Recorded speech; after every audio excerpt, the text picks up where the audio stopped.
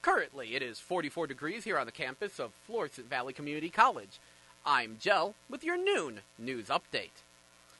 A truck driver is facing charges following a deadly crash last fall in Madison County. Mohammed Jama was charged yesterday with reckless homicide and aggravated reckless driving. Prosecutors say Jama was driving a tractor-trailer last November on I-55 when he slammed into 7 vehicles near Hamel. The crash killed 4 people, including sisters Haley Joan and Madsen Bertels. A former youth pastor in Clayton is accused of having a sexual relationship with a teen.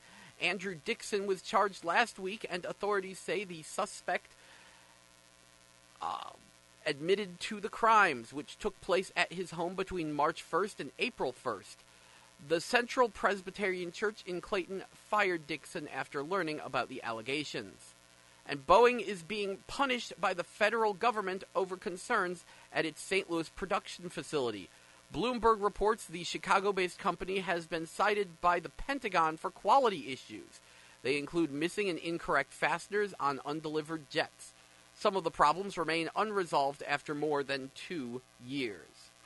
In campus news, Friday, April 20th and Saturday, April 21st at 7:30 p.m. will be your last chance to see the play Constellations here at Florissant Valley Community College at the Terry M. Fisher Theater. It says, international hit Constellations continues our season. Can one word alter the course of your life? Through a dizzying fugue of Vignette's audiences watch Marianne and Ronald's relationship as it unfolds across time and space, with each variation sending their relationship on an entirely new trajectory. Science and romance collide in this unusual love story that's delighted audience around the world. And now, on to the weather. Today, it is sunny with a high of 61, a low of 47. Tomorrow, it will be mostly cloudy and windy, with winds up to 23 miles per hour, with a high of 62, low of 35. And Thursday, partly cloudy, high of 52, low of 35. But don't worry, Friday will be sunny, high of 60, low of 40. Saturday, mostly cloudy, high of 60, low of 45. Basically, sounds like it's going to finally get into the 60s. It's looking ahead a couple days. It looks like we're getting into the 60 range for the next 10 days. Thank freaking goodness. Currently, it is 44 degrees here at KCFV. I'm Jell, and this has been your noon news update. But please stay tuned, because after a short break, we will be back with GameBabble Live, your video game news and information show, which airs every Tuesday from noon to 3 p.m. Until then, here's Going There by On2 Productions and Them Twins here on 89.5 FM KCFV The Wave. Diverse music for your diverse mind. Thank you so much for listening. That was Going There by On2 Productions and Them Twins here on 89.5 FM KCFV The Wave. Diverse music for your diverse mind. I'm your host, Jell, and welcome back to GameBabble Live, your video game news and information show, which airs every Tuesday from noon to 3 p.m. Once again, I'm your host, Jell, and we love to kick the show off by talking about what new games came out this week, what's coming out next week, and what anime are in theaters. So let's get started. This week on PlayStation 4, we've got Casey Powell Lacrosse 18, Don't Starve Mega Pack, Gunhouse, Pinball FX 3, Star Wars The Last Jedi, and perhaps most importantly, Yakuza 6, The Song of Life. Later on this week, we will have Assetto Corsa Ultimate Edition, Drive on Moscow, the new God of War game, Phantom Trigger, and Slide. Moving on, Xbox One this week is getting Casey Powell Lacrosse 18, Don't Starve Mega Pack, Pinball FX 3, Star Wars The Last Jedi. Also a game called I Hope, Atomic Heist, Babylon 2055 Pinball, Phantom Trigger, and Space Hulk Ascension. On the Switch, we've got It's Spring Again. Indeed, thank goodness. And Wild Guns Reloaded.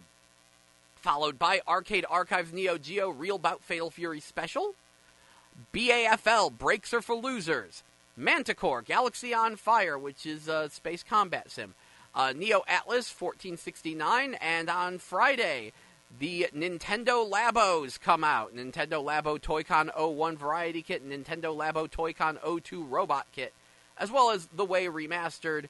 And on the 21st, it says Johnny Turbo's Arcade Gate of Doom comes out, except that already came out? Did it get pulled and is getting re-released? I have no clue.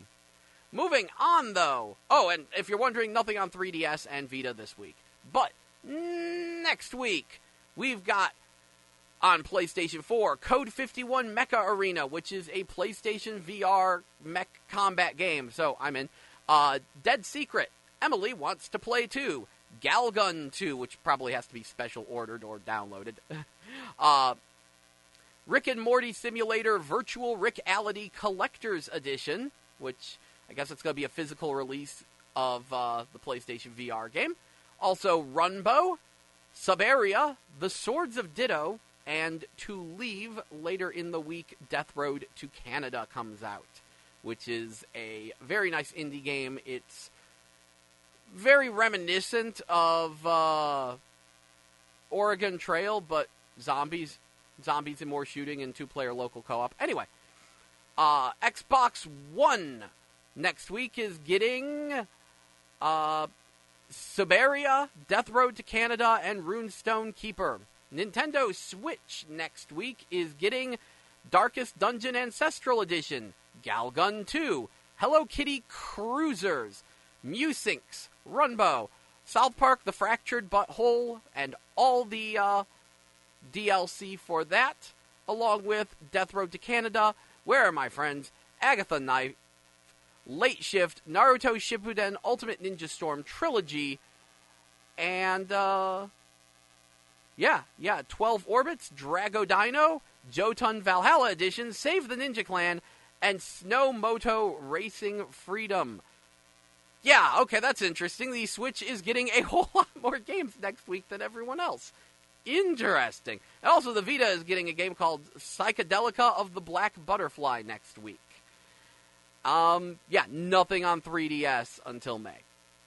And in terms of anime in theaters, The Cat Returns, as part of Studio Ghibli Fest 2018, will be in theaters April 22nd dubbed, April 23rd subbed, and April 25th dubbed. It's probably going to be like one showing a day, probably around 7 p.m. That's where it usually is. And yeah, it'll probably be a Fathom event too, so it'll be a bit pricey. But if you want to see The Cat Returns in theaters, which is a nice Studio Ghibli film, that is indeed when it is. So, that wraps up our new game releases and anime in theaters. Now it's time for us to take a quick break, and when we come back, we will get on with new video game news and information here on 89.5 FM KCFV The Wave as part of GameBabble Live. Until then, here's Like Father, Like Son by Logos here on 89.5 FM KCFV The Wave, diverse music for your diverse mind. Thank you so much for listening, and please stay tuned. That was Red Lights by Isabella here on 89.5 FM KCFV The Wave, diverse music for your diverse mind. I'm your host, Jell, and welcome back to GameBabble Live, your video game news and information show, which airs every Tuesday from noon to 3 p.m.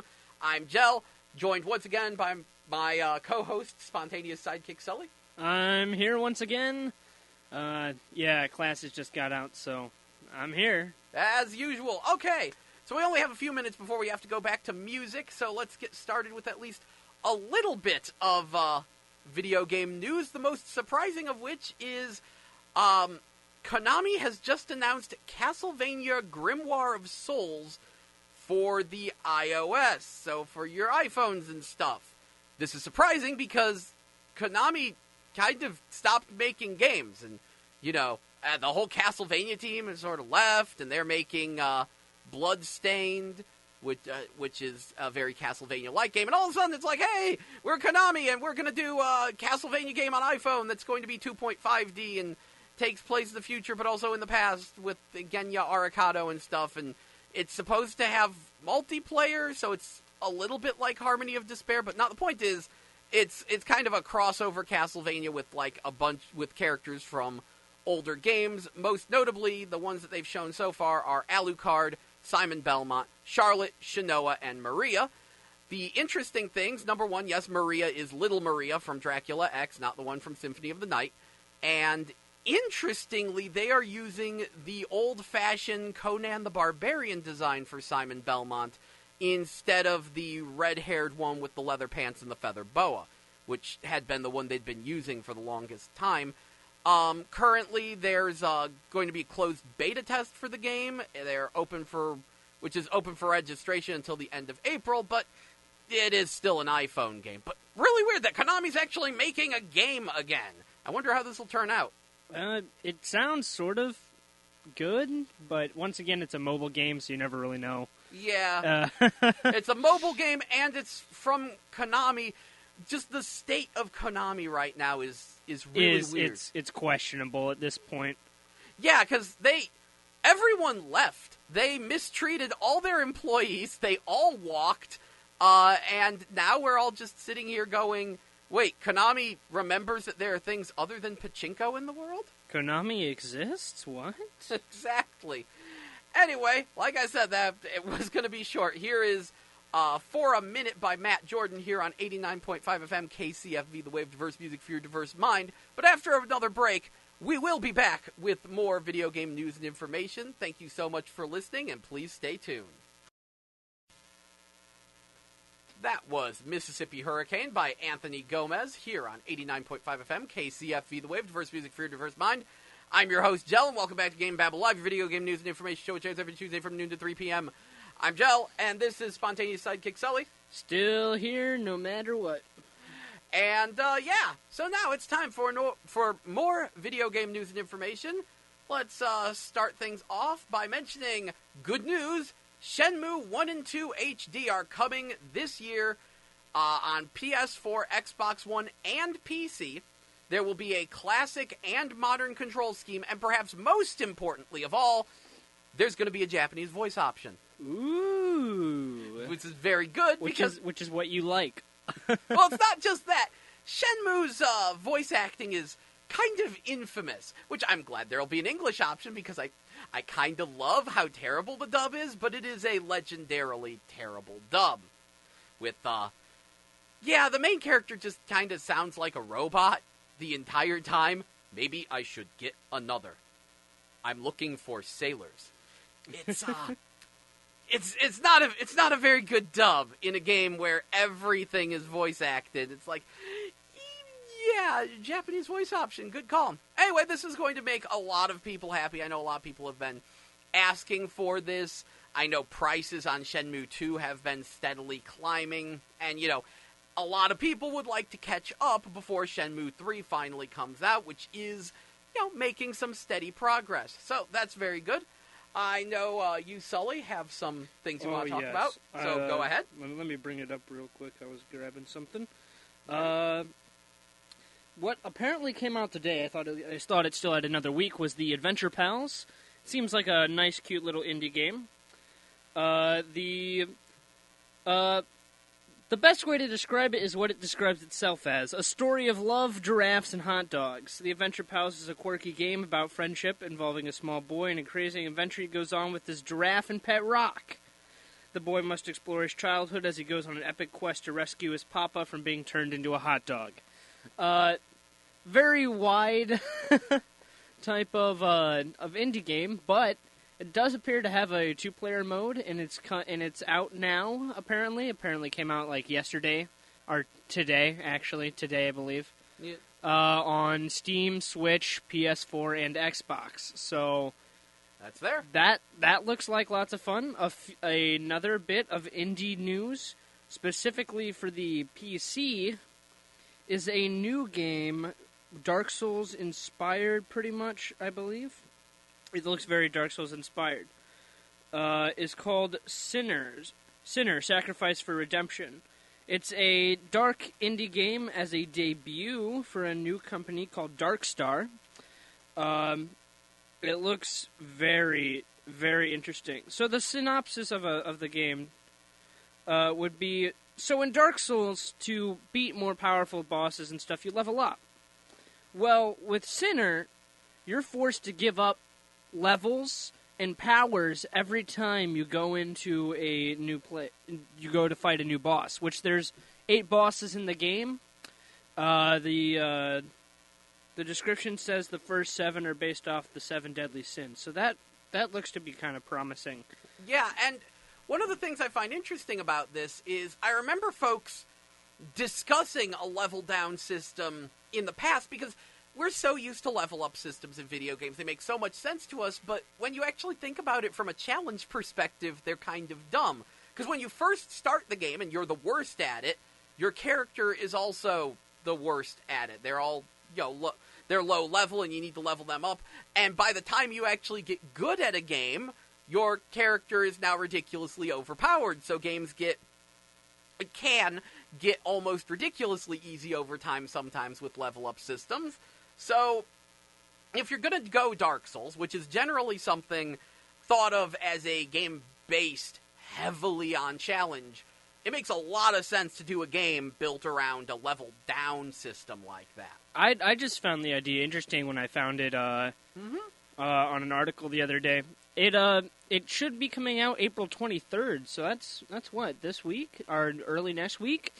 I did hear whispers of it being pushed back, though, so don't quote me on that. I don't feel like getting sued, so don't quote me on that. Yeah, apparently, at least according to Game FAQs, a PS4, Xbox One, and even Mac release are planned for the game. I don't know when those will come out, if they'll be simultaneous or not, but Sinner's Sacrifice for Redemption looks like it will be on a couple different systems.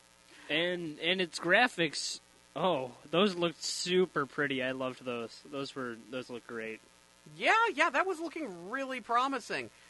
And yeah, continuing on, the Shenmue 1 and 2 weren't the only thing out of Sega. Sega did kind of a utterly random press conference thing and announced a few other things, including the fact that they are doing Sega Ages games for the Nintendo Switch. They will be handled by M2, who I've spoken very positively of on this show in the past. M2 is kind of Japan's best, emulation house. They do a very, very, very good job with their ports and their emulation.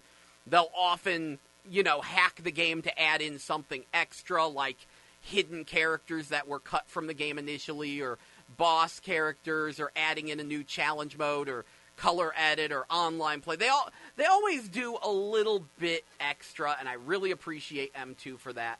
I'm curious to see how the Sega Ages games will turn out. And what they're saying is, right now they're saying, okay, Phantasy Star, Sonic the Hedgehog, we'll do Gain Ground and Alex Kidd in Miracle World. And they're saying that they're thinking of maybe doing Saturn and Dreamcast games if the initial collection does well. Which, of course, has a couple people kind of annoyed because they want those games. They want those games, but not just that. It's the fact that they've been re-releasing the same bundle of Sega Genesis games over and over every generation since the Sega Genesis. Saturn and Dreamcast games don't get explored nearly as much.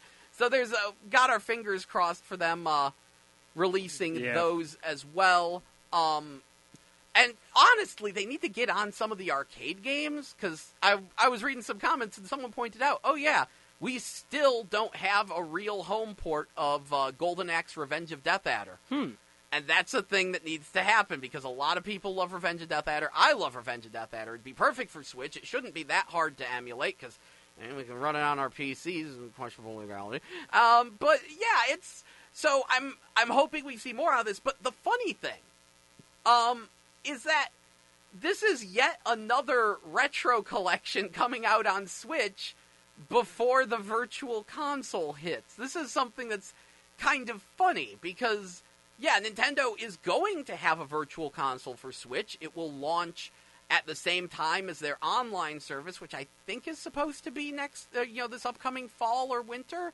But everyone wants to port their retro games to Switch so fast that they're just skipping that. They're like, no, we'll just do it ourselves. We need it now. Do it now, yeah. We need money. Exactly, and I can't blame them, because it's such a good call. It's something that goes really well on the Switch when you just, put some retro games on there, and some of them works. It works very well. So it is kind of silly, though, because it's like, Nintendo, why?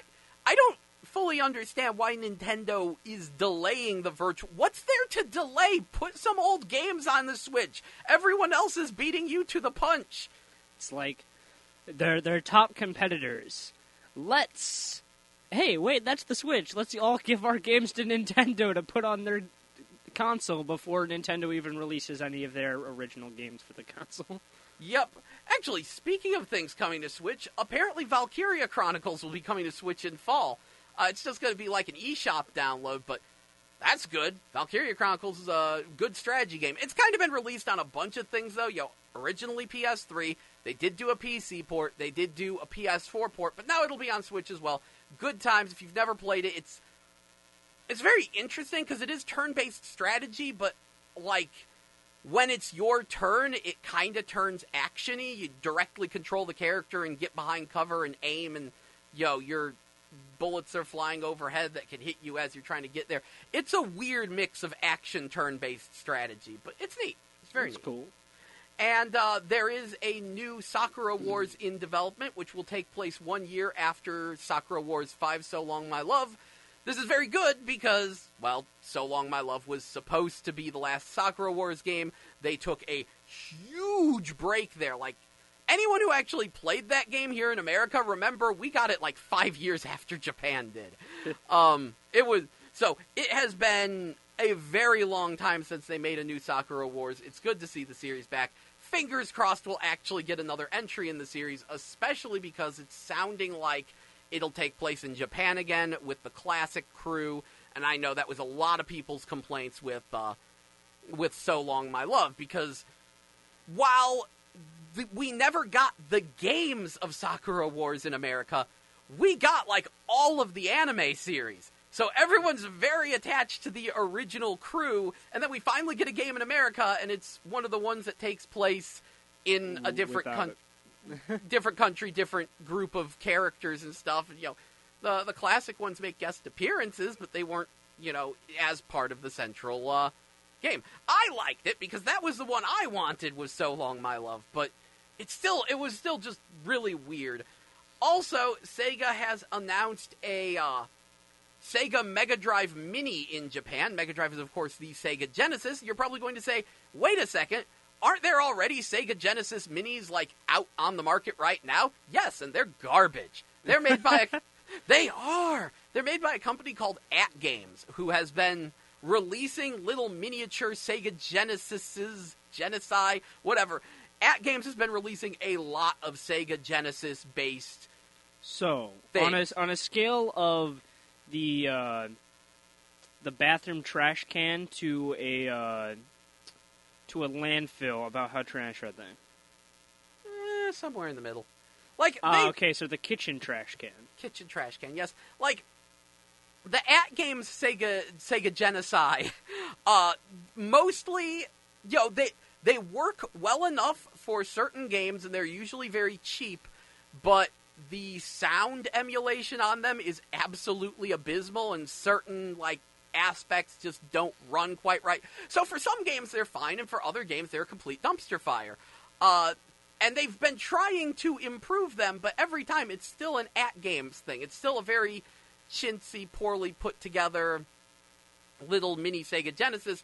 This one, we have no clue who's developing it, but we can pretty much guarantee it's not At Games. They haven't announced a U.S. release for it, but I would expect a U.S. release anyway. Don't quote them on that.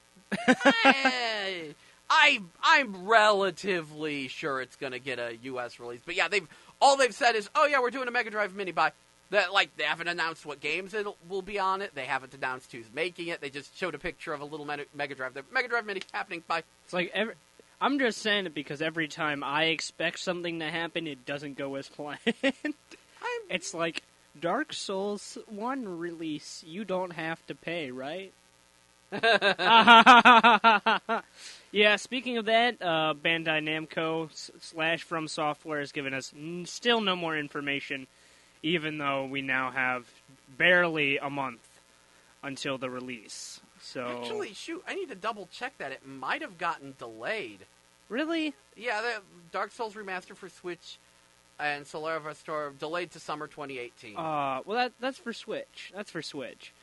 We don't know if the remaster itself is delayed for like PC and the other consoles. It might just be Switch, considering it contains the Solaire amiibo. Yeah, good point. And yeah, okay, it does say they are the PlayStation 4, Xbox One, and PC versions are still set for May 25th. Yeah. So it's just the Switch one that's getting delayed. I'm guessing Nintendo problems. Yeah, maybe. Also, let's see. What I was just seeing something here, and then my brain fell. Oh, yes. Well, we're talking about PC. Ys 8. As expected, it is finally out on PC, and it has a bunch of problems. As expected. As expected, yes, because, okay, Ys 8 came out on PS4 quite a few months back, PS4 and Vita, and they were supposed to do a PC release simultaneously. They delayed it because they ran into problems doing the port. There were massive frame rate issues and memory leaks. They were like, we can't get this port to work. They called in a professional to help them out, and so that was finally moving along pretty well. And then finally, it comes out, and it still has issues. Issues. A very big issue. Yeah, it says the V-Sync is not working. There are audio issues, slight flickering in light in Eroded Valley and Towering Coral Forest. Full screen mode detection is currently not functioning well. Irregular shadows, text errors, and issues with controller detection. They say they'll have the V-Sync issue fixed within 48 hours. But yeah, it has been... apparently, it has been a long, hard road to get Ys 8 onto PC, which is a shame, because that game is so good. I am actually thinking of buying it again when the Switch version comes out. It's so good. It's so fast. That's the thing. It's an action RPG that moves really stupid fast if you know what you're doing. You can just run, and enemies die in a few hits, and it's like butter. It's just gone.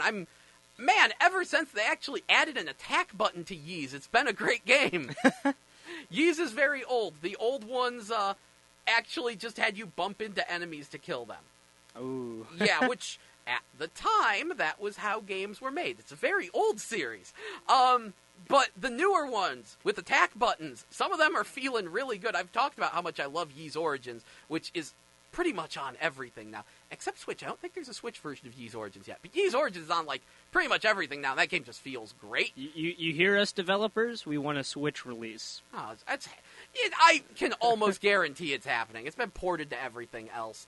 And, although, honestly, they should work on porting Oath and Felghana to more things, because that's a remake of Ys 3, and that's apparently where the engine for Ys Origin came from, and right now that's, like, only on PC. It's like, we should probably put that on consoles, considering how nice Ys Origin is. But whatever, I still need to sit down with my copy. I remember picking it up on a Steam sale, I think. Thought I did. Anyway, you got any more news for us? Well, this is a bit more personal news, a flash to the past.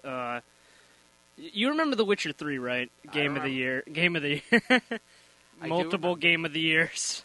Yes, not exactly my... Well, I never played Witcher 3. I picked up Witcher 2 and was like, yeah, this isn't quite my thing. But I know of Witcher 3. I now have over 200 hours on Witcher 3. I've been playing it relentlessly along with Rainbow Six Siege. That game's still doing wonderfully. Like you said, I'm encountering a lot more... like you said, it's going over pretty well in Asia. Mm-hmm. I have encountered quite a few... that they're not exactly mature Korean people, considering they sound like they're 7 years old, but I've encountered quite a lot of Koreans now playing the game. Good times. So, okay, we need to take a quick break. Coming up next is Questions by Addicted Dopeness featuring Family Affair, I assume? It looks like it got cut off. It says Family Affair. Anyway, questions coming up next here on 89.5 FM KCFV The Wave. Diverse music for your diverse mind. Thank you so much for listening, and stay tuned for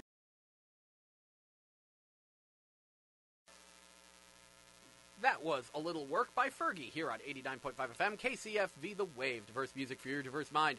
I'm your host, Jell, joined once again by spontaneous sidekick Sully. I'm here. And this is GameBabble Live, your video game news and information show, which airs every Tuesday from noon to 3 p.m. So, we still have more video game news, including something interesting that Sully found. Yeah, I actually found it yesterday, but it completely slipped my mind before we went on break when you asked me if I had anything else. Defiance, if any of you remember that game, was I want to say first person. It wasn't third person. Third. Oh, it was third person? Okay. I'm pretty sure it was third person. Okay. Third person shooter game for, I believe, all platforms, PlayStation, Xbox, and PC. And PC, yeah. From what Jell told me, it accompanied a show? Yeah, it was supposed to be this big deal where the Sci-Fi Channel and Tryon Worlds were going to, work together, and Sci-Fi Channel was going to air a show called Defiance, and at the same time there was going to be the Defiance MMO, and events in the show would affect the MMO and vice versa, and I think the whole thing kind of fell apart. Yeah, I played so much of Defiance when I first got my PlayStation, and it was actually really good. I actually loved that game a lot. But that's besides the point. Tryon Worlds has released, or is going to release, a new Defiance. It's called Defiance 2050, and it actually looks really good. You can sign up for the test servers, which are coming up this weekend. So if you want to do that, be sure to just type in Defiance 2050 test, and you can sign up right then and there. I know I'm going to do it. I might even stream it a bit, which should be fun. Yeah, and I'm very intrigued by this. Supposedly, it's mostly meant to be a remake of the original Defiance. Just, hey, now we've got fancy graphics, we'll put it on newer systems. Because it's not just PC. Apparently, it's coming to Xbox One and PS4 as well. So when the PS4 release hits, I might download it and give it a spin, since it's supposed to be free-to-play. It's going to be free-to-play at launch at the very least. And then again, who would make a pay-to-play MMO in this day and age? But, seriously. But it's all very interesting, because, yeah, they said they have no plans of making a sequel. They'll just continue to update this game with new content. And it's very interesting to me, because it's like, oh, I guess, based on what you say, that people really liked the MMO. Yeah, no, that game had so many players while it was still, that. It was about 2 or 3 years ago where the original one really got a lot of people out on the servers. Yeah, it's interesting though, because it's like I don't know how successful this show was. Like at first, I thought that they had canceled it early or something, but according to Wikipedia, at least, it says that it got 3 seasons and 38 episodes, so that's pretty good. But it's funny that they tried to do the show game tie-in, and I have a feeling the game probably did better than the show. I'm actually looking at something about 2050, Defiance 2050. It actually looks like it's going to be cross-platform. So, hey, Joe. I freaking Let's play some Defiance. Yeah, that's one I'm really hoping for, because that's one of the only reasons I haven't been playing, what's the name of that game? Warframe. Is the lack of cross-platform, because pretty much everyone plays it on PC. Everyone plays it on PC, and I have zero faith in my PC, even though it's an Intel Core i7. Well, it's an Intel Core i7 with a graphics card that's dumb. Which we may be fixing that soon enough. Not on the one I'm using, because the one I'm using is a laptop. Oh. I've been doing most of my computing on a laptop. Well, I'm talking about your PC. Yeah, my actual PC, I need to friggin' sit down and fix one of these days. I have all the components. They're sitting there. They're bought. I just need to put them together and spend the hours waiting for the hard drive transfer to work, because the hard drive crashed and was last seen in the process of crashing, and it's like, I think I can move the data at the speed of slow to a new hard drive. Oh, I'll help you with that. Yeah, that's something for another time. That's Defiance. Yes. If it is cross-platform, I'm going to be excited for that. That looks like it's going to be lots of fun, because that's something people wanted on the original one.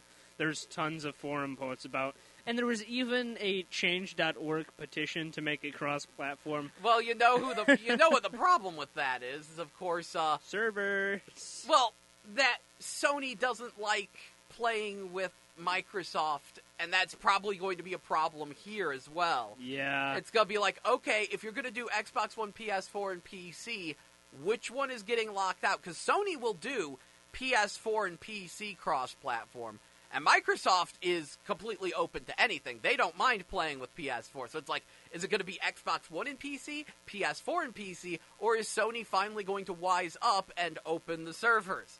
Because there was an incident a little while ago with Fortnite, where... Did you hear about that one? I heard a little bit about it. Sony didn't want to open the servers to let people play with everyone else. Yeah, no, but what was amazing was there was actually a server bug that allowed PS4 and Xbox One players to play together. Oh, Sony must have not liked that. Yeah, they patched it.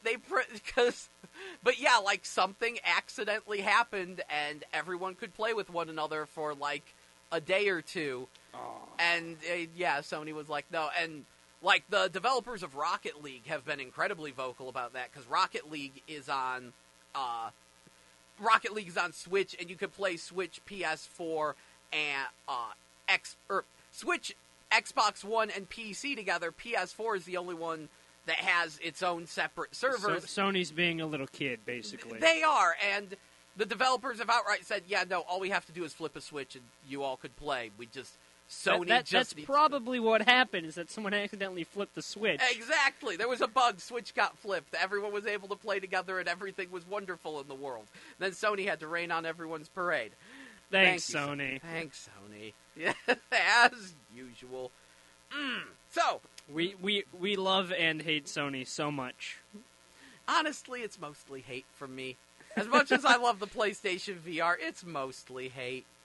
I have such beef with Sony, especially Sony of America. Oh, I could tell that just by your previous video. Oh, yeah. Yeah, no, we'll talk about it a little more later, but to anyone wondering, I actually put up a new video on the GameBabble YouTube channel, which is, YouTube/user/GameBabble show, but you can just search GameBabble on YouTube and you should hopefully find it. Yeah. It's... I linked you in my channel, by the way. Thank you very much. Yes, It's like I don't have any content up there yet, but it should be coming soon. Yeah, we need to like get more connected because okay, I should probably explain why Spontaneous Sidekick Sully has been named Spontaneous Sidekick Sully. He literally came out of nowhere 2 weeks ago. I was doing the show, and one of the people down here was like, "Hey, here's a guy who wants to talk about video games." Bye. And like, and I was left here, yeah, broken and alone in the recording booth.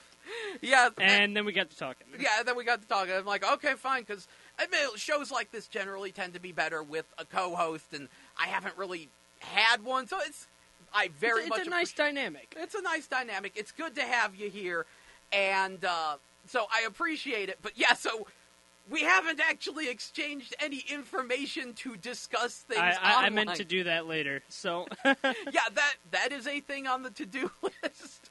So you may see maybe some streams or videos. Yeah, I don't know. We should do some crossover things. We'll make things actually happen and stuff. Get this going. But yeah, moving right along, more video game news. Let's see. When I announced this, P-Cube is translating the Punchline video game. Punchline is a very strange anime that I was supposed to watch last night, but I forgot to. Very, very strange anime. I'm hearing relatively good things about it, but it's shocking because I think the game is mostly just a visual novel, and they're going to put it on PS4. And also shocking because the content, well, not really shocking considering it's P-Cube, but yes, the content is very lewd. I keep getting differing opinions, so I'm sorry to interrupt, but I was just looking at an article, and it's like, people are differing opinions on whether or not Defiance is going to be cross-platform. It's like, it is. No, it isn't. Yes, it is. No, it isn't. Gotta love when that happens. Yep. Yeah, but yeah, P-Cube is translating Punchline, and, kind of, I think the Punchline video game came out like 2 years ago in Japan. It's like, where did this come from? It's like, P-Cube can't stop. I love these people. I've talked about them a little bit in the past, but P-Cube is a very small UK-based company. They've decided that they're going to do translations of games that are too lewd for anyone else to translate, including games that it is illegal to own in their country now. I'm really worried that they're all going to get arrested for Omega Labyrinth Z. It's like, I don't think they care. Apparently not. They'll just find a computer in prison. Maybe it's allowed to be released everywhere except the UK and Australia, and they happen to be based in the UK. And, like, you can... Actually, no, I think the rules are you can play the game in the UK, they can't arrest you for that, but it's illegal to sell or distribute it at all. Okay. It's a really weird... So for all the illegal downloaders out there in the UK... Yeah, basically, we'll see how it goes. Now, well, actually, what you would do is you would buy an American copy. Yeah, well, it would be illegal to get in the UK, so you go across the border to pick up your copy of Omega Labyrinth. And then you just walk it back. And then you just walk it back. I don't know. Most people are probably just... I don't think the Border Patrol's looking for that one. Yeah, you'd be surprised sometimes. It's like, sir, we'd like to pat you down to look for a video game. Sir, what is this in your trunk? I see you have a copy of Omega Labyrinth Z. That's a problem. Sorry, sir. Arrest is imminent. I think it's more of a, I got a license for that Omega Labyrinth Z. I believe that would be more accurate. Got a license for that Omega Labyrinth Z. But yeah, okay, moving on. Also coming to America, Metal Max Xeno, which unfortunately is being translated by Nippon Ichi Software America, who has a relatively bad track record. Remember when I was talking about Ys 8? Yeah, that. But I'm very interested in it. Apparently, Metal Max has been a very long-running series in Japan, and we only got one game in it, the PS2 game Metal Saga.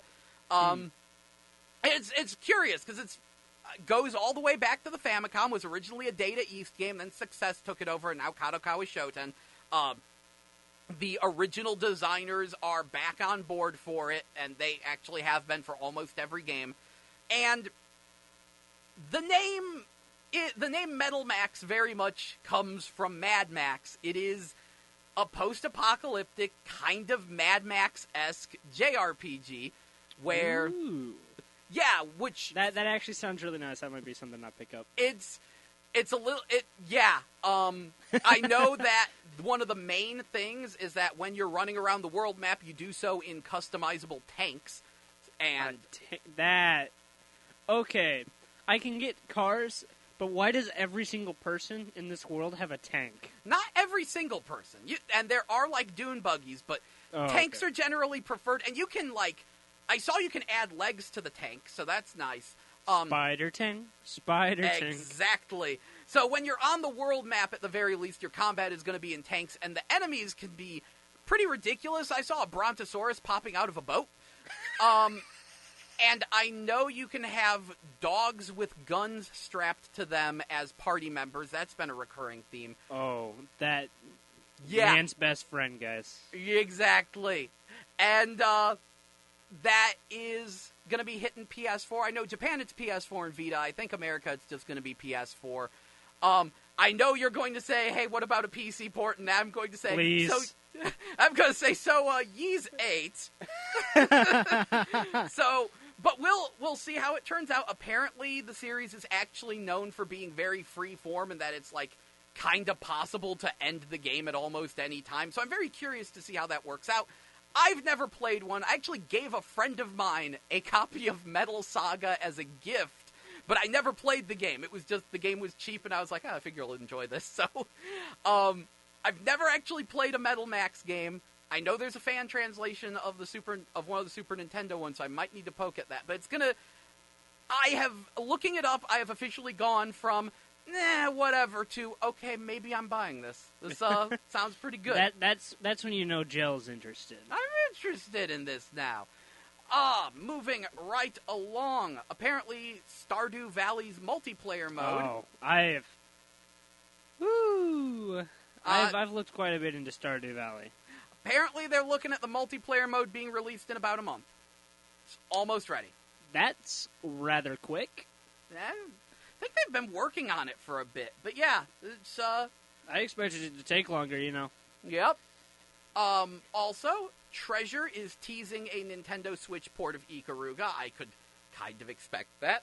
I hope they do more ports. Like, honestly, what they need to do is port, Radiant Silvergun, so that way... They did a Radiant Silvergun on 360, and that was wonderful. Get that on the Switch, because... If you're unfamiliar, Radiant Silvergun is a ridiculously expensive Sega Saturn game widely regarded as the greatest shoot-'em-up ever made.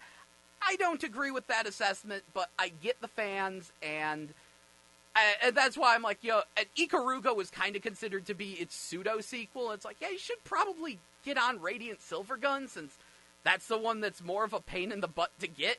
Ikaruga, you can get that on all sorts of things. Yeah. But Radiant Silvergun, original Saturn, and the only English release was Xbox 360. I wonder if that's backwards compatible on Xbox One. So, you want to know something funny? Mm. You know how we talked about Dark Souls 1 Remaster getting delayed for the Switch? Uh-huh. I literally just got a message, like 7 messages saying, oh, it's been delayed. For the PC as well now? No, not for the PC, just for the Switch. I just got 7 messages saying that. It's like, oh, okay. I just figured that out. Yes. Yes, indeed. Newsflash. Breaking news. Actually, speaking a bit late on the upkeep, guys. Speaking of which, though, there is going to be an Xbox One backwards compatibility update very soon, which most importantly will be adding support for Panzer Dragoon Orta to the Xbox One. That means I'm going to turn on my Xbox One again, because I bought it to play Crimson Dragon, which is the successor-ish thing to Panzer Dragoon, and now we're going to be able to play Panzer Dragoon in 4K, super pretty 60 FPS, and apparently you can download it or, pop in the disc, and I have the disc. And I'm very excited about that. Sounds like I might have to start archiving some rail shooters again. And along with that is going to be a couple other games like Jade Empire and Sonic Generations, which I'm really curious how that's going to run on Xbox One. I'm going to say, I really don't use my Xbox One, but if they have any secret weapon, it is their backwards compatibility. And that is something... Sony, take notes. Sony take very much note, because Sony had a good thing going. This is something that's annoyed me for a while. On PS3, PSP, and Vita, they have a PS1 Classics store. The games are very cheap. They have a bunch of games. It's easy to make a Japanese account and download Japanese games. And when you download them on one system, you get them on all systems. You buy it on PS3, you can download it to your PSP and your Vita. That was definitely... You don't know how mad it was. So, a bit of a backstory to my anger about that specifically. That sort of thing about buying and not having it on other systems. Yeah. Watch Dogs 1. Mm-hmm. I bought it on PlayStation 3. Right. I eventually upgraded to a PlayStation 4. Mm-hmm. I cannot play Watch Dogs 1 on PlayStation 4. Well, no, because Watch Dogs 1 is, PS4 doesn't have PS3 backwards compatibility. It's like Sony.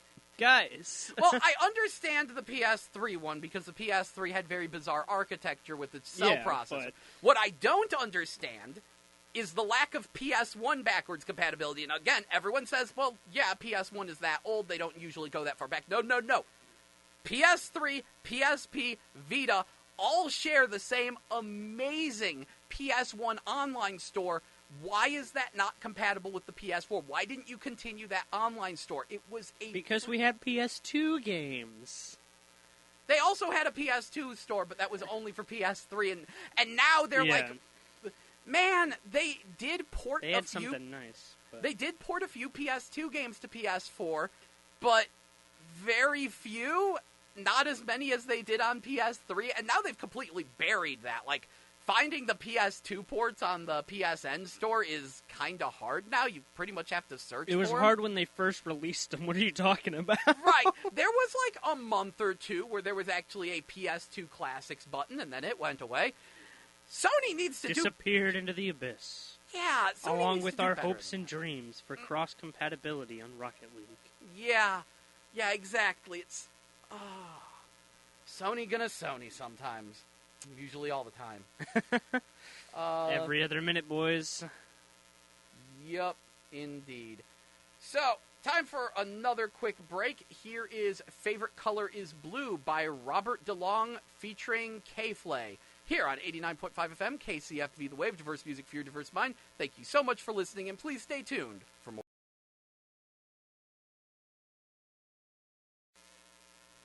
That was Tempo by Chris Brown, here on 89.5 FM, KCFV The Wave, diverse music for your diverse mind. I'm your host, Jell, still joined by spontaneous sidekick Sully. For a little bit longer, 2 o'clock is almost here. Exactly.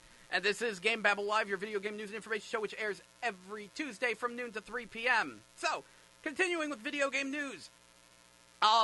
Bullet Witch is coming to PC on April 25th for some reason. For anyone unfamiliar, Bullet Witch was a very early Xbox 360 game from Cavia, which wasn't very good, but I guess I have a little bit of a soft spot for it. I know some friends who have soft spots for it, who made some interesting glitch videos on it, and now it's coming to PC, like a decade later for no reason. Actually, cripes, it'd be more than... Oh, man, I feel old now. It would be more than a decade. I think it came out in 2006, 2007, and it's 2018. Great. But yes, Bullet Witch, now coming to PC for no reason. Whatever.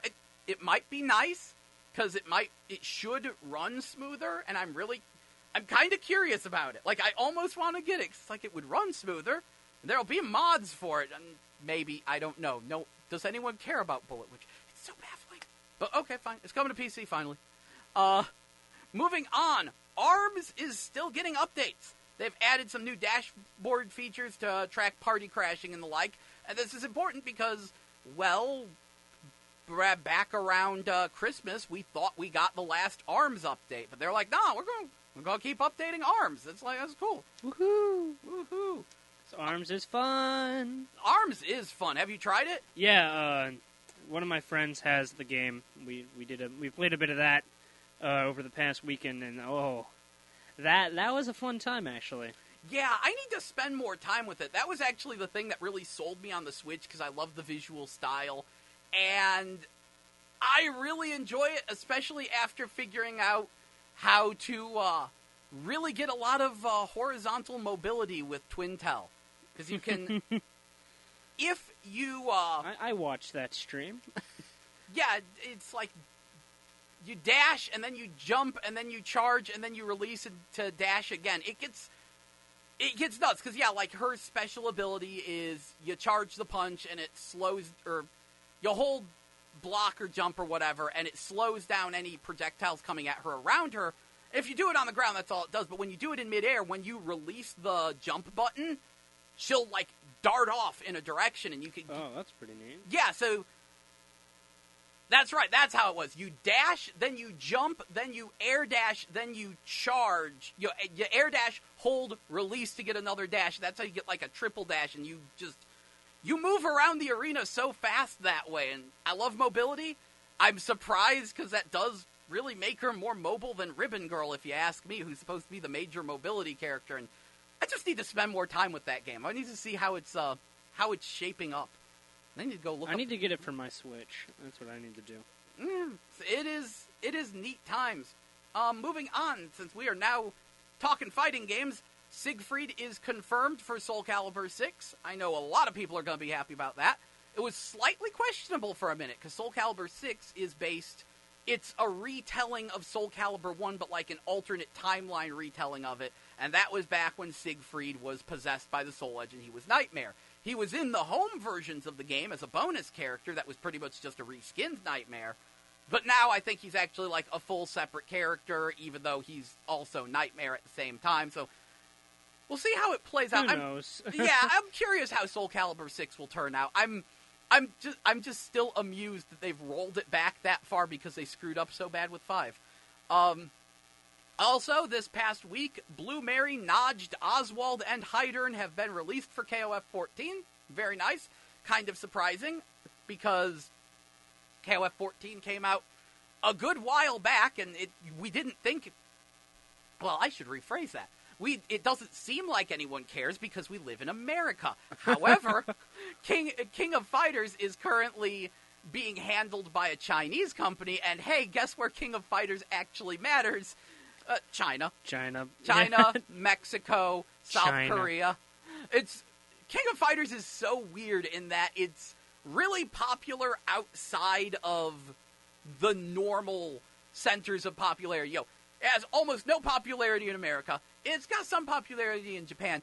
China, Korea, Mexico, South America, lots of popularity. And I think a lot of that comes from the Neo Geo days, especially in Mexico and the like, because Neo Geo, they stuck with releasing King of Fighters games on Neo Geo from 1994 to 2003. Whoa.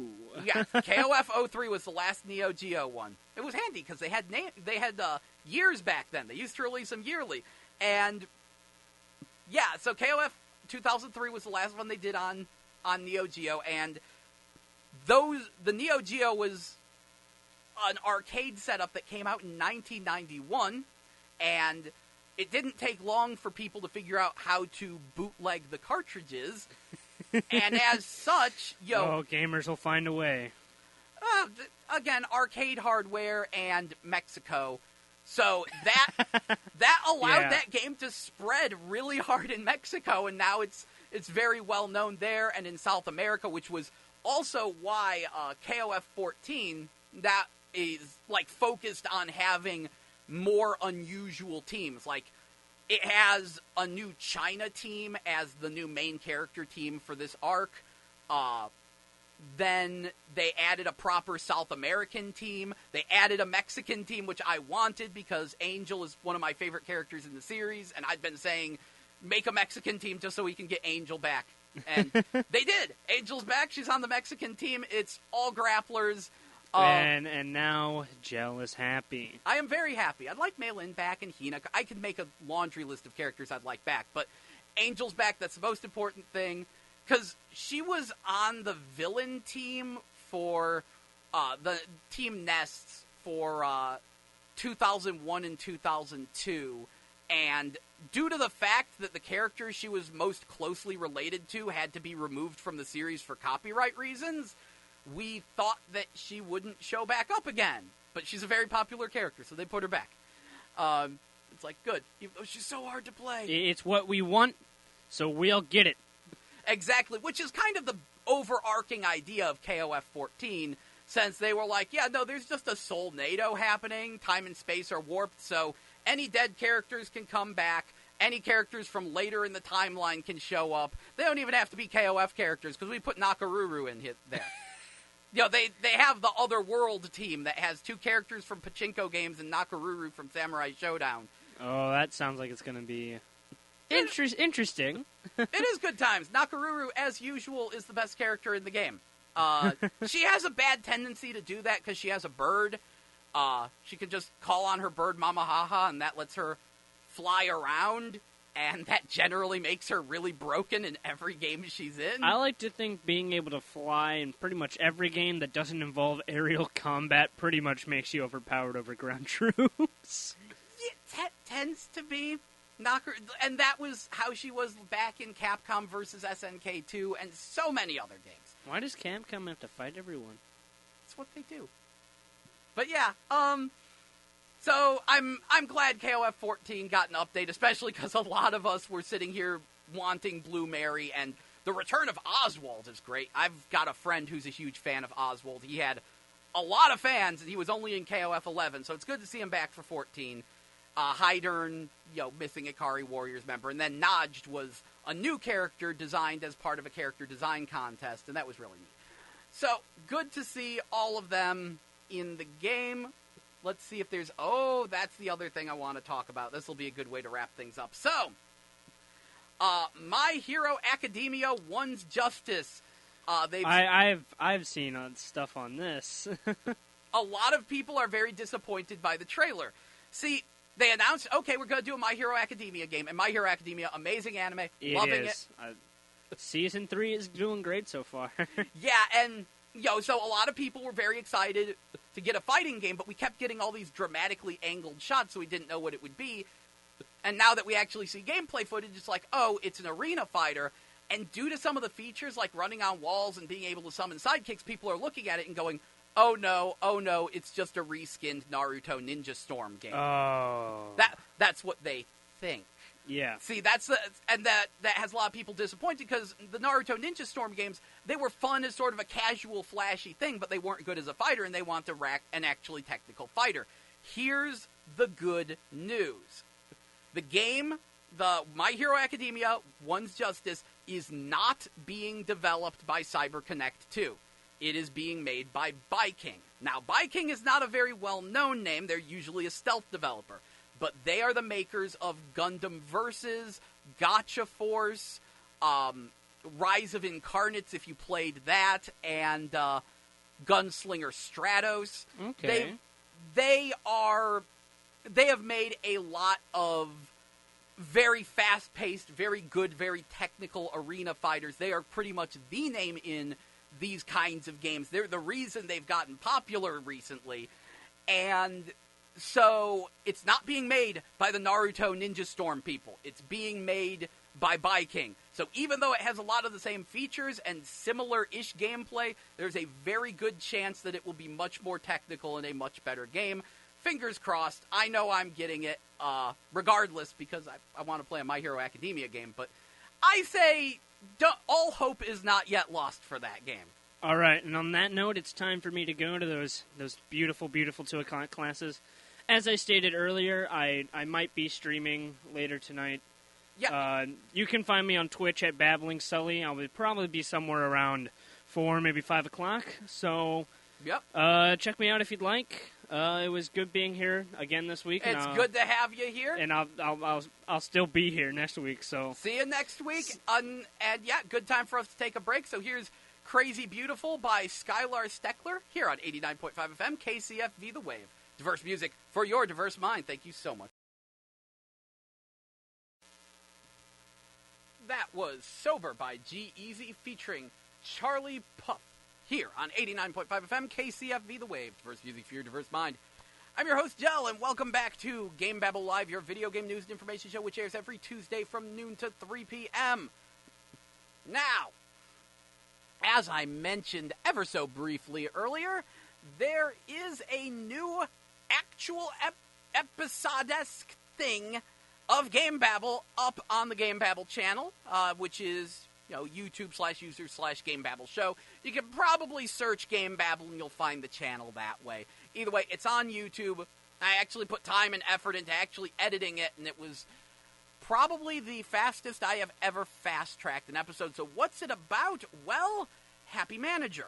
If you remember, at the end of last week's show, I had stumbled across something about Happy Manager's VR support, and I pretty much immediately leapt into action. Happy Manager was billed as a VR dating sim that was supposed to come out for PlayStation VR from D3 Publisher and Tamsoft, which are kind of a schlock factory of gaming, but I kind of love their work. I've got a soft spot for them. And yeah, it was announced way back in 2016. I was super excited. It vanished off the face of the planet for, like, about a year, maybe a little longer, only to come back saying, oh yeah, it's still coming out, but the VR's been removed, and we'll patch it in later, to which usually means model viewer. And so I was like, well, great, wonderful, especially at the price tag they were asking. But then, someone in the comments section on Silicone Ear was like, I don't know, but near as I can tell, it sounds like the whole game can be played in VR except for certain scenes. And I was like, oh, super cool. Because I couldn't find any confirmation. I've been searching up Japanese streams. I've been searching all over the internet. Because they removed the VR support and because Japanese game prices are through the roof right now, there hadn't been a lot of information available on what the VR mode was like. There's nothing in English and barely anything in Japanese because the Japanese developers have been really, really vague about this. They've just been like, oh, it's been patched in for certain modes and features. Check the instruction book. And I had a friend of mine who knows Japanese look at the instruction book, and she couldn't figure it out. No one could figure out what the deal was with this VR mode. So I lucked out, found a copy on eBay, bought it. It managed to get here way faster than I expected. And pretty much as soon as it showed up at my house, it was like, okay, all night. I stayed up all night working out. It's like, okay, popping this in. We're streaming it, and I did a stream. The streams were a mess. It was like 4 separate streams. We're going to find the VR mode. We're going to play the VR mode. We're going to find out what the deal is with the VR mode and report our findings, because there is nothing on the internet about this at all. Zero information. So I was like, we're fixing this. Because it sounded like an interesting concept, and there was nothing there. And sure enough, after spending hours of searching and enlisting the help of a friend of mine in Japan, the VR mode consists of a model viewer and an event viewer. And the event viewer is the most strangleful thing ever, because you can play 90% of the game in VR through the event viewer, just not as part of the actual game. You're not allowed to play the actual game where, like, your choices matter and affect stats and stuff in VR. Just these little sections. It shows the whole game could have been playable in VR, but they don't let you, and the reason why would appear to be that in the middle of development, Sony changed their, rules on what kind of content is allowed to be viewed in VR. And mind you, this content is still in the game and can be viewed outside of VR. But inside VR, there's enough content restrictions to completely kneecap what would have otherwise been a good game. I go into explicit detail and actually, provide video side-by-side footage of what is and isn't allowed and how things work and my suspicions on what's going on with Sony, more in the video, which is something that actually scripted and produced and put time and effort into. And yeah, wow, I think so in about 1 week, I was able to do that. I wish I would do that for other videos, but I was very passionate about this because I really wanted this game, and I was really curious about it, and the information is just not there. I make no guarantees because I am notoriously lazy. But if I can, I am definitely going to play more of the game, because now I'm super curious, because there's one video about the game on YouTube in English that just calls it like the worst game of 2018, but that person didn't really get into the game. As far as they could tell, all the game was a trash collecting simulator, which is actually relatively accurate. But there's more to it than that. There's more meat on those bones, and I'm trying to figure out more about the mechanics, how the actual game works, more about the game flow. I want to see if I can put out a review of it, even though it's not that great, even though I know people probably shouldn't buy it. I want to at least have some English information on the internet about what this goofy thing is, because it's so vague. And yeah, I'm not kidding. Trash collecting is a large part of the game. The idea is that you're the manager of an apartment complex with 3 cute girls in it that you can date, and so one of your major things that you do is walk around tidying up and picking up trash. That seems like the core gameplay, but it's not, because, it's a dating sim. The real core mechanic is talking to the different girls, so the whole collecting trash thing is just a means to an end, so that way you can bump into them, but it's also important because you have a cleanliness stat, and then there's also mechanics about buying decorations as well as security cameras for the hotel or apartment complex. Weird that it's hard to describe what you're the manager of. It's like a mini mansion apartment complex hotel hybrid thing. Point is, there's decorating and installing security cameras and catching trespassers and shooting cartoon bugs with Hadokens are all mechanics within the game. So there's clearly more to it, but I need to explore it and understand it, so I'll probably wind up streaming it again. Probably next time Linear is free, because she is a good sidekick for that game. So I'm very much starting to understand it, and I'm of course downplaying some of its more you can't do that in VR-able aspects. So yes, there is a video up on the GameBabble channel which better explains what's going on with this game and my suspicions about Sony's sudden change in the rules, and what that essentially translates to is Galgun VR is not coming to PSVR. So I'm looking into PC VR now. I actually am. Apparently there's a headset that's relatively cheap, and I'm just trying to figure out where I'm going to get the money from. But, yeah, I'm curious about some things. Anyway, that is there. And I think my favorite thing is after all of this, immediately after I finished this episode, as it was rendering, I get the news report that Shining Resonance is getting a VR dating sim where you can date the elf girl from the game. And I'm like, oh, tell me more about it. It has a model viewer and an event viewer.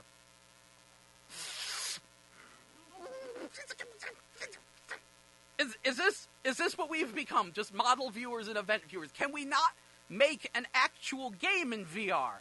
Please. Well,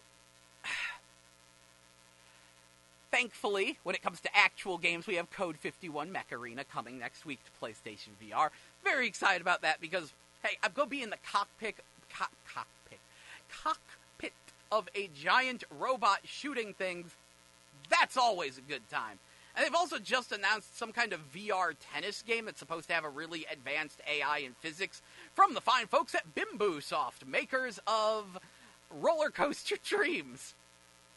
A little excited for this.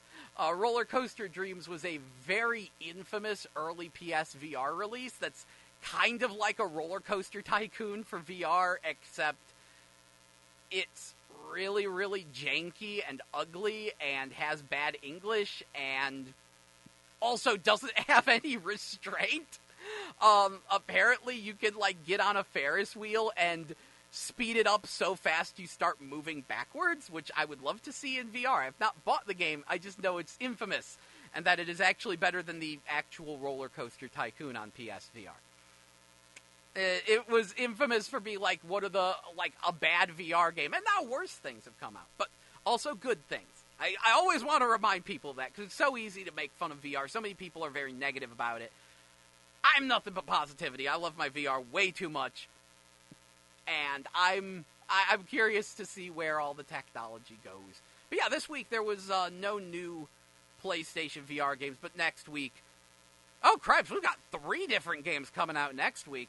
Code 51, Mecha Arena, Dead Secret, and Just in Time Incorporated.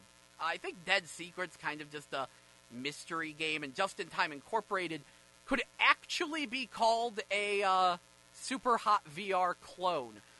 The idea behind it is that you're, supposed to prevent people from dying by moving in slow motion.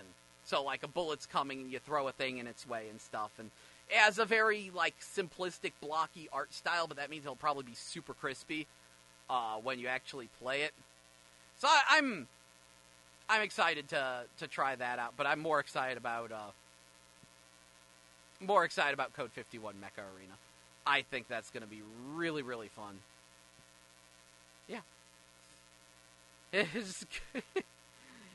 Yeah, that looks like a very good game. Just in Time is looking really promising too, though. That might have to be a thing. Anyway, though, yeah, that is what happened there. I think I'm going to take another little break, though, and when we come back for the final segment of the show, though, I'm going to have to tell you about one of the biggest debacles on the internet. It is hilarious. I have never seen something implode so quickly. The Bully Hunters. Oh, buddy, this is a story you're going to want to stick around for. It's beautiful. But until then, here's Pray For Me by The Weeknd featuring Kendrick Lamar here on 89.5 FM KCFV The Wave. Diverse music for your diverse mind. Thank you so much for listening, and please stay tuned for just a little more GameBabble Live. See you in a minute. That was So Tied Up by Cold War Kids featuring Bishop Briggs here on 89.5 FM KCFV The Wave. Diverse music for your diverse mind. I'm your host, Jell. Welcome back to GameBabble Live, your video game news and information show, which airs every Tuesday from noon to 3 p.m. Sorry for the slightly longer break there. Anyway, it is time to wrap up the show by telling you about the funniest debacle thus far this year. And that would be the Bully Hunters. So, on Thursday, a live stream happened. It was supposed to last an hour, but it only lasted 35 minutes, known as the Bully Hunters Live.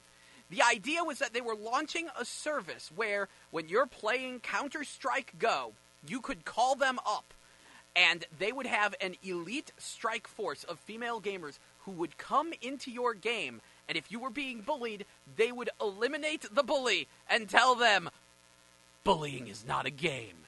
BullyHunters.org. And it's... oh. Now, I've never played Counter-Strike Go, not a very big first-person shooter fan.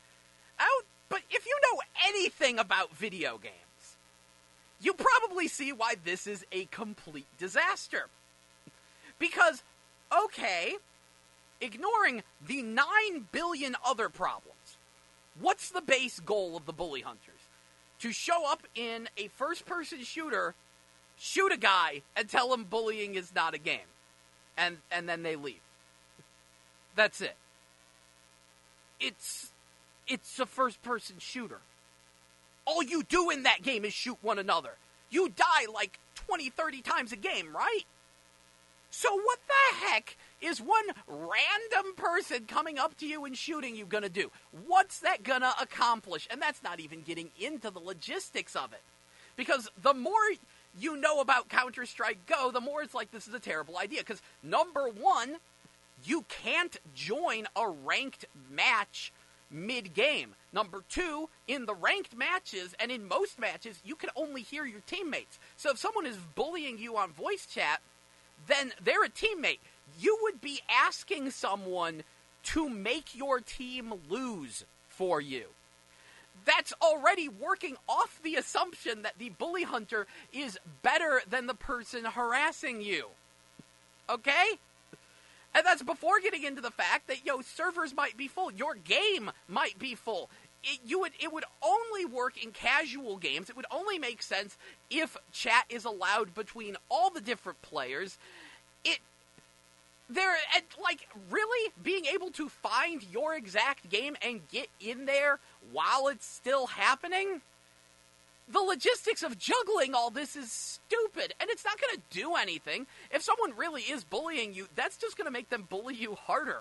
They're going to laugh that you had to call in the bully hunters. And newsflash, number one, I don't think the service was free. I heard something about $20 an hour. I don't know if that's real or not, which I think I'm allowed to say that on the air because, rest assured, that service is not a thing anymore. Never was at this point. But here's the thing, if you jump through all these hoops and go through all this rigmarole, there's a friggin' block button and a report button in-game, and those would be much more effective for stopping harassment. Shoot, that's not even getting into the fact that how do the bully hunters vet the harassment? How do they not know that you're the bully calling them in to harass someone? How do they know? It's like you didn't really think this through, did you? And like I said, in-game, there's a block and a report function. There is nothing that an average player can do to, prevent online harassment. You need to be a mod. You need to be using some kind of outside-the-game tools. It's the only way it'll work. The only way it will work, the only way you can stop harassment in Counter-Strike Go is to use block and report, to get a mod involved to ban people. Because if people are banned from the game, then they might think twice. Killing them once and telling them bullying is not a game, that's not going to do anything. But that's not even getting into the live stream. Because this was not just some random person's stupid idea. Oh no. This was a massively produced show with a set and people in suits and professional experts and completely made up BS statistics. And it was sponsored by Vertigear, SteelSeries, CyberPower PC, National Organization for Women and the Diverse Gaming Coalition, because the focus was entirely on women being harassed. Men being harassed doesn't matter. Their logo was actually a combination crosshair female symbol. It was really dumb. And SteelSeries was going to be selling special headsets with the Bully Hunters logo on it that they were going to sell, and the proceeds would go to the Time's Up Now charity. The whole thing was a massive, massive debacle.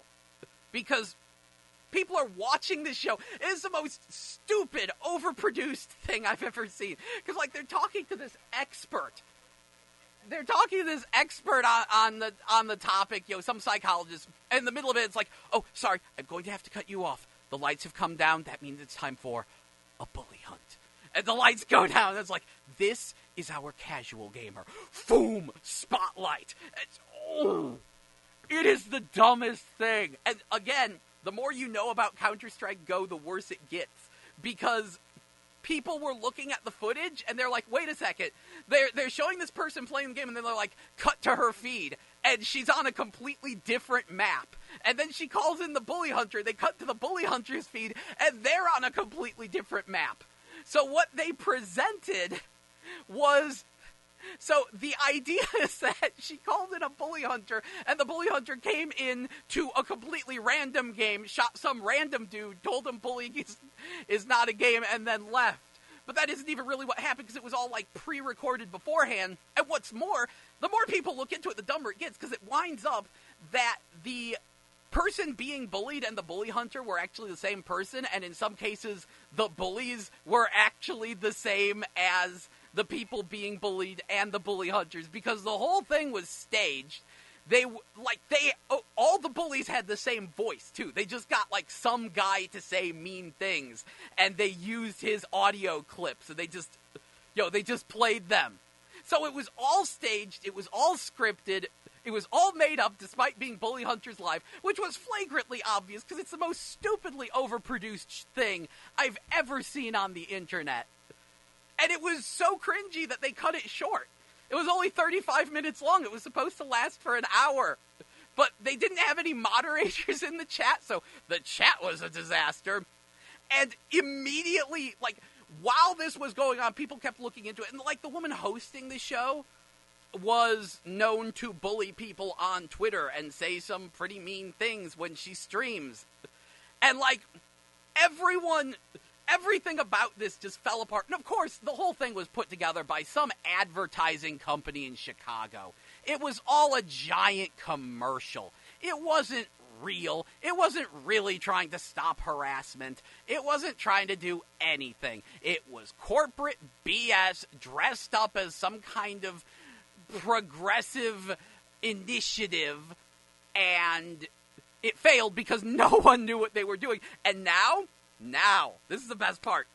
Everyone involved has backed out and said, like the people at PowerPC, they said, this is not what we were sold. We did not think this was what it was going to be. We disavow this. We have backed out from supporting them. Vertigear has done the same thing. SteelSeries has done the same thing. They're like, we did not sponsor this. We just provided them with headphones. Even the host of the show is disavowing the show. She's like, I had nothing to do with this thing I just hosted. So everyone has backed out. Because, of course, like, some of them are even considering suing the advertising agency for bad publicity. Which makes sense. Because this was such a jaw-droppingly stupid idea in every conceivable way that it makes you look completely detached from everything. It makes you look like an idiot if you thought this was a good idea. What do you think? You're going to show up in a game, shoot someone once and tell them bullying is not a game and leave. Oh yeah, that's gonna do a whole friggin' lot. Let's support that. Let's put that logo on some headsets. Yeah, proceeds will go to charity. We'll do a big show. If you thought this was a good idea, you are an idiot who is completely oblivious to what's happening in video games. You literally know nothing, and thus you look really, really bad. So yes, everyone has run away, and now we don't know who's responsible because everyone's just like, I didn't do it. No one is responsible for this show. It just spontaneously occurred out of nowhere. Like, and it's amazing. There's conflicting reports. There's a lot of things that are called into question because it's like, because someone has to be lying because someone had to make that show. People were there. But the best part, all this goes down. There's still gaming websites that promoted it. And the best part, okay, all this goes down. The whole thing has collapsed. Everyone's disavowed knowledge of it. And then it shows up on Good Morning America, where they're completely oblivious about the whole thing. And I guess they recorded the interviews beforehand. So they have no clue that the whole thing was a disaster. And yeah, it launched Thursday was when the live stream was. The website's down. It's gone. They've removed it from the internet. Didn't happen. There is no app. They were going to release an app. App's gone. No, it's gone. It's done. Bully Hunters just, we don't know. No one knows how it happened. It just mysterious Twitch stream. I am in awe of this, because you couldn't have, I keep saying you couldn't have thought this was a good idea, but someone clearly thought it was a good idea. And we don't know exactly who was stupid enough to put on this show. But it has become the laughingstock of the internet. From day one, everyone pointed and laughed at it, and they should. Because, like I said, if you actually want to stop bullying and harassment, use the report function. Because shooting a guy in-game and telling him bullying is not a game isn't going to stop anything. You know what stops things? Banning a dude. That stops things when they get banned to a degree. But, like, that's the only way. Moderators banning people is the only way. Anything else is just a stupid idea. So there you go. I hope you've enjoyed that little rant. I think we've had a fun show today. I'm glad y'all enjoyed. Remember, Sully says he's going to be streaming sometime tonight. I've not seen him stream. Apparently, it's been a while. Like he's had a Twitch account for a while, but just hadn't started. Anyway, his Twitch is apparently babbling Sully, so that might show up. That might be a thing to watch. I'm going to try to get out another episode, because I've got a script written up for a Hoop World episode and all the footage capture. I just need to talk into a microphone and edit it together.